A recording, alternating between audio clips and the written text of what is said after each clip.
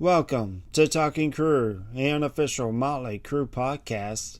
I'm your host, Kevin Humphrey, where I talk all things in the world of Motley Crue. This is episode 86 this week. Nikki Sixx, The Heroin Diaries, Part 1, the book review.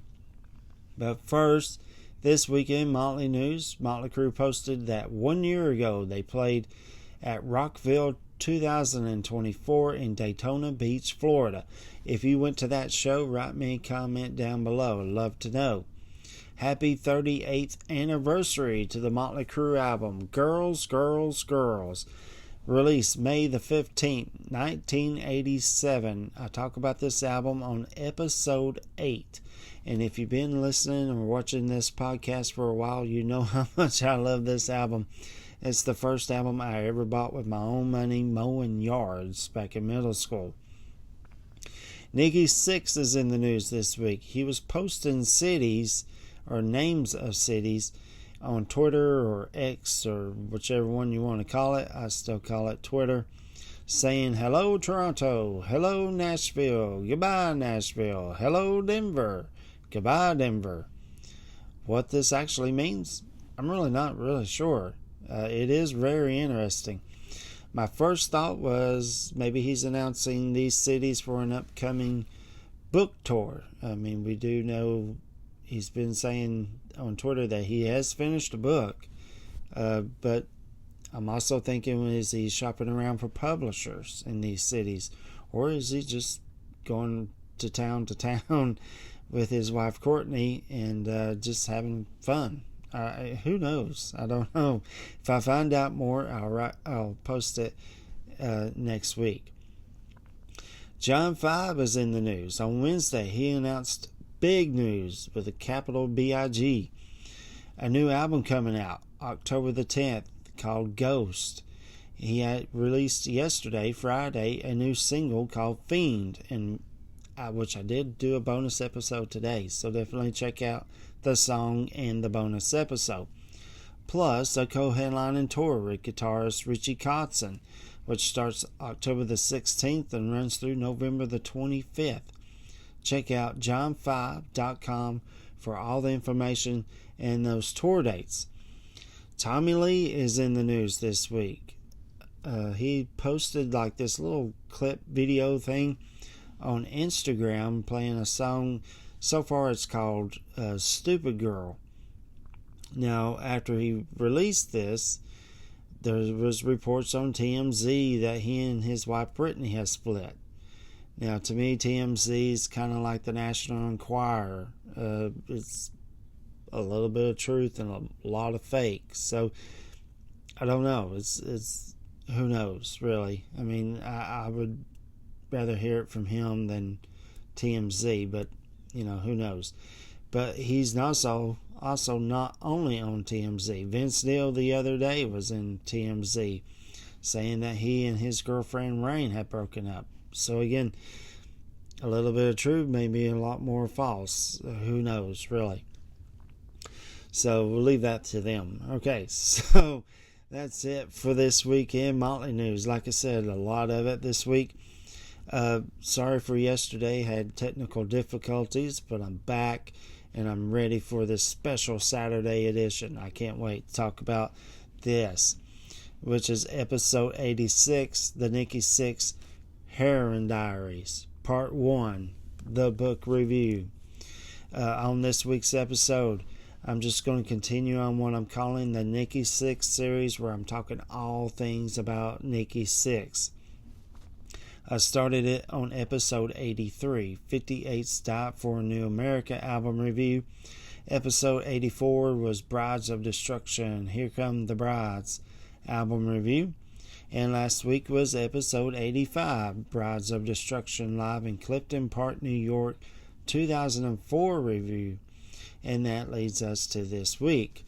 So let's go timeline on this book. After the Brides of Destruction tour ended, they actually recorded a second album, but without Nikki, who had left the band. But he did help write 3 songs on that album: Runaway Brides, is the name of the album. I will talk about those songs in a future episode way down the road. Nikki, when he left Brides, he reunited with Motley Crue in 2004. They released the Red, White, and Crue album, which I talk about on episode 29, and did what they called the Red, White, and Crue / Carnival Sins tour in 2005 and 2006. In June 2007, Motley Crue did do a little tour in Europe with opening act Papa Roach. They even played the Down Low Festival, which back then was called the Monsters of Rock, Donington, England. While all this was going on, Nikki was putting together this book and recording and writing new songs for a side project band called 6 a.m. It was a soundtrack to this book. A soundtrack. I've never heard of that before until Nikki came up with this, which is freaking fantastic. Can't wait. There's your little hint for next week. Alright, so let's go info and facts on this book. The book was written by Nikki and co-written by Ian Gittens. That's I-A-M. His last name is Gittens, who's wrote books about Bork, that's Bjork, The Talking Heads, and Queen.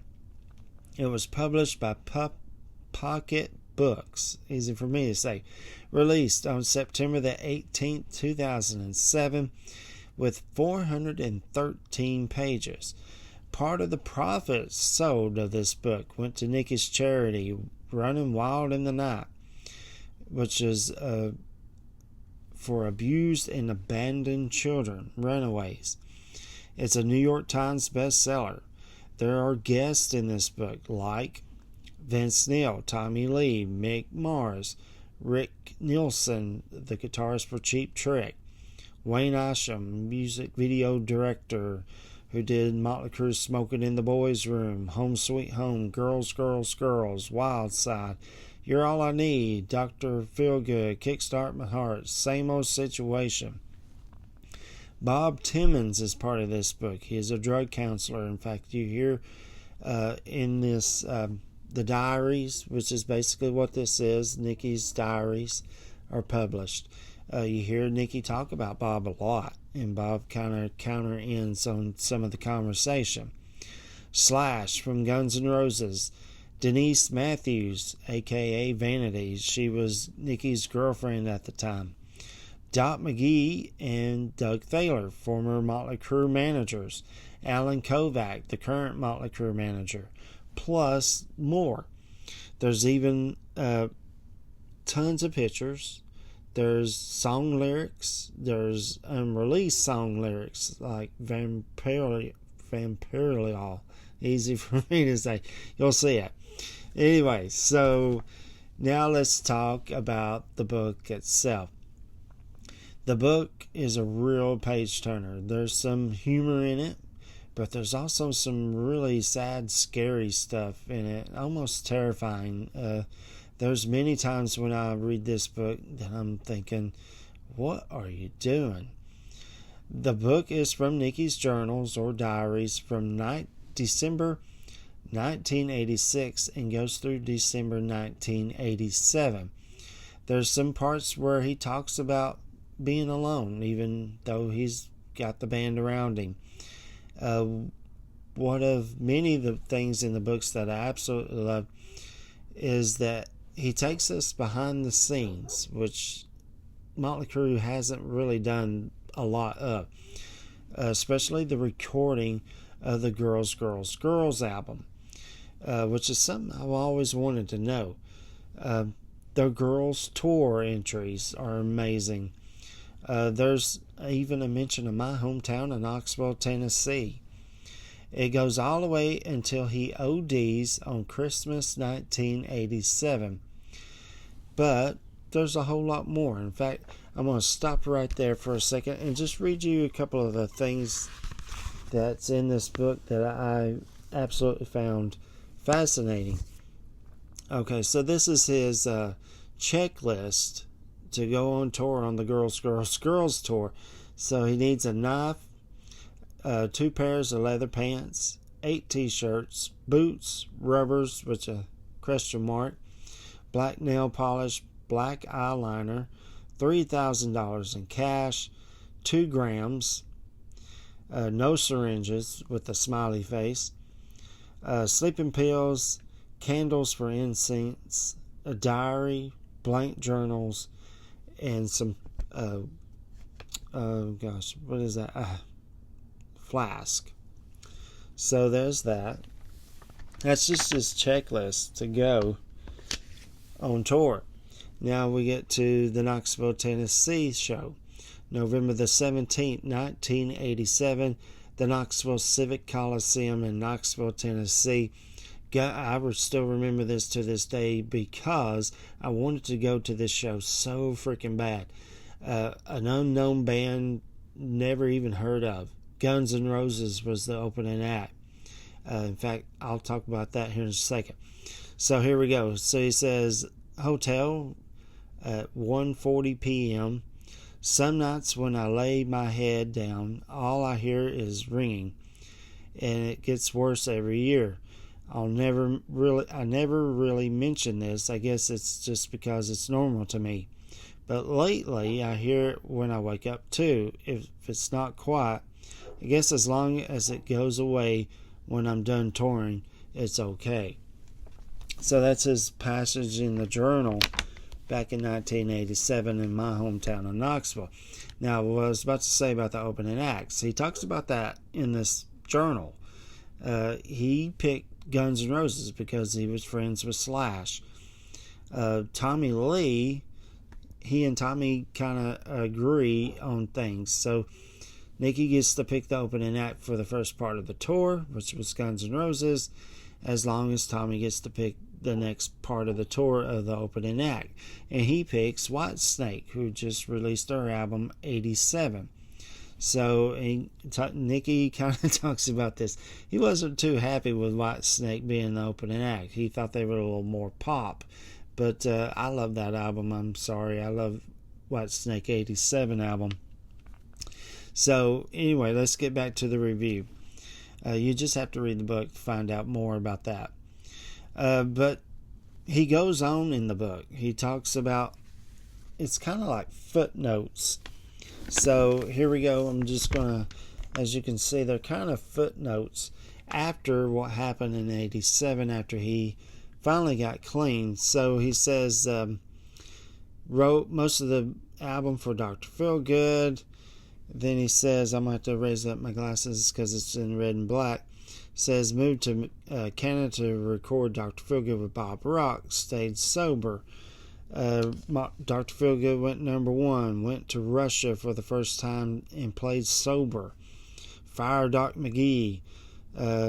Got married. First kid, Gunner Sixx, is born. Let's see, what else? Stormy Sixx, his second kid, is born. He hits the drugs. Then in 91, he says, wrote new songs for Decade of Decadence, went on tour to Europe with AC/DC and Metallica, or as Lars would say, Metallica. He slipped on drugs. Vince quits or gets fired, which depending on who you ask. New singer John Corabi. The new album Motley Crue comes out. Can't stay sober. The Motley Crue album 94 is released and flopped. The Motley Crue tour flops. Decker is born, his third kid, going through a divorce, and then he meets Donna D'Errico. John Corabi quits under pressure and Vince returns. Generation Swine's released, moderate success. Toured with Cheap Trick. Did the tour with the greatest, recorded 2 new songs for Tommy, only for Tommy to go to jail. Tour with on the Greatest Hits tour, only for Tommy to quit. We get Randy Castile. Released the Side Project, 1958. Started on our own label, Motley Records. Let's see, what else? This is very interesting. I always thought this was, Mick Mars will not return calls to help me write the next album, so I enlisted James Michael. So that's how James Michael enters the picture for the new Tattoo album. There's more stuff. Toured with a female drummer.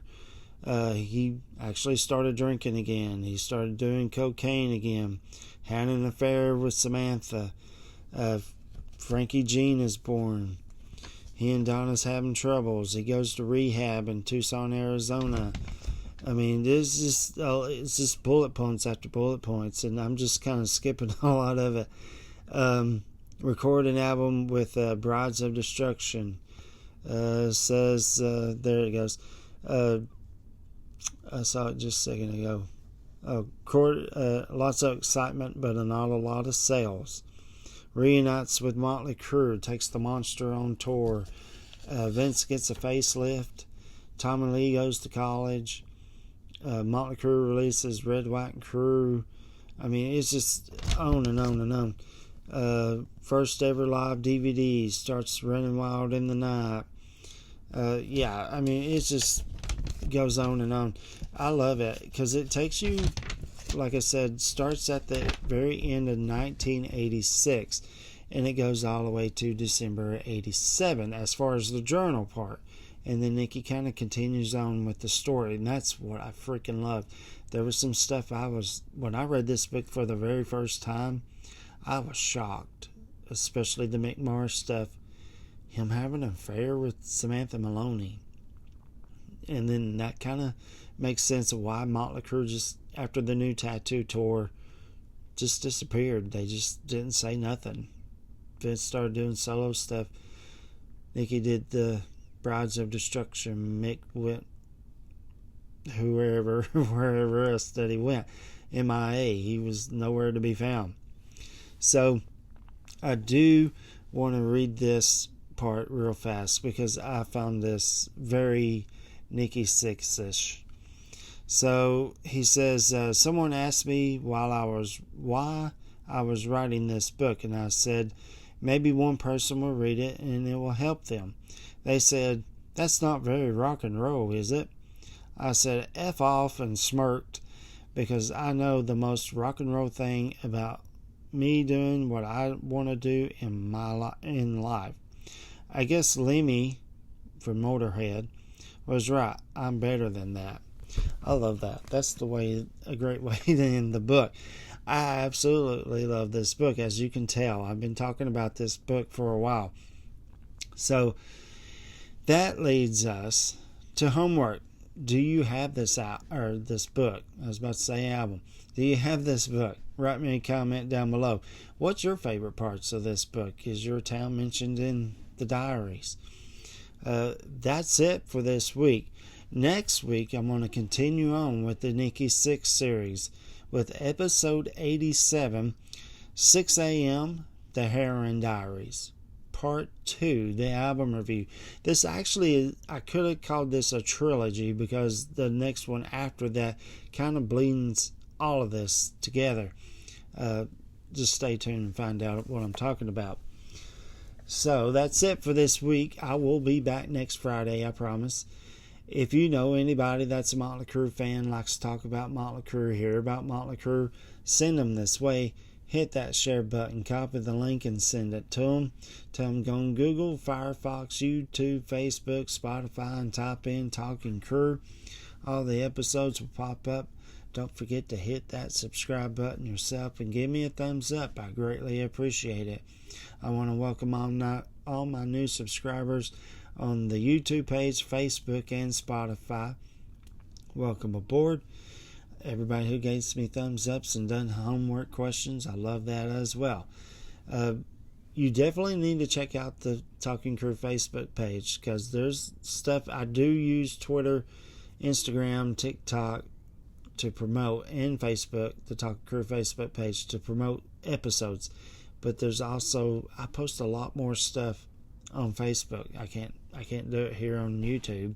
I definitely can't do it on Spotify, but I can on Talking Crue Facebook. So yeah, go hit that subscribe on that as well.